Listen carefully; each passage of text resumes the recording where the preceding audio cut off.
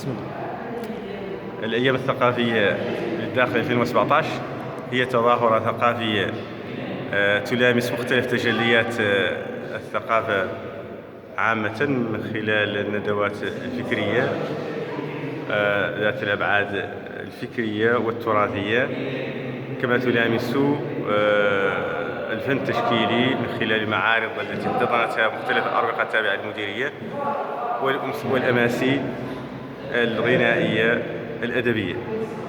الغرض من تنظيم هذه التظاهرة هو تحريك الساحة الثقافية في هذه الجهة، النهوض بالمشهد الثقافي عموما، والعمل على ترسيخ موعد ثقافي سنوي ثابت خاص بهذه المدينة تنظمه المديرية بالذات خارج المواعيد الثقافية المعروفة من مهرجانات ومعارض الكتب. حملت هذه السنة هذه التظاهرة اسم علم من أعلام الفكر الإنساني، ألا وهو محمد عابد الجابري، الذي بصم الثقافة والفكر الإنساني من خلال مؤلفاته، من خلال البحوث التي أنجزها، ولكن أيضا من خلال المؤلفات والبحوث التي أنجزت حول شخصه وحول فكره. شكرا لك. عن هذه الأيام الثقافية اللي نظمتها تنويرا للرأي العام وإخراج هذه المنطقة المعزولة عن عزلتها.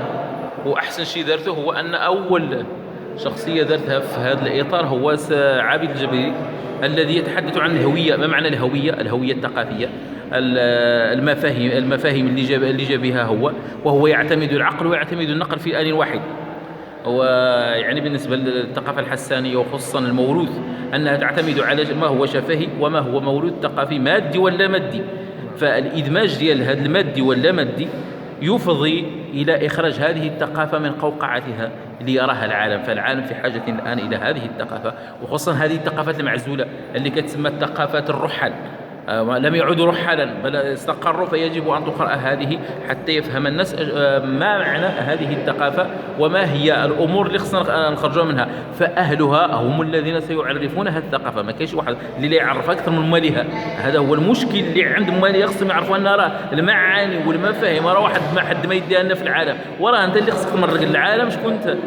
يعني بثقافتك بالامور ديالك وتدوز على العالم، تشوف العالم شنو هو. التقنيه تجيبها من عند العالم، ولكن الثقافه راهي عندك انت اللي توصلها للعالم. وشكرا.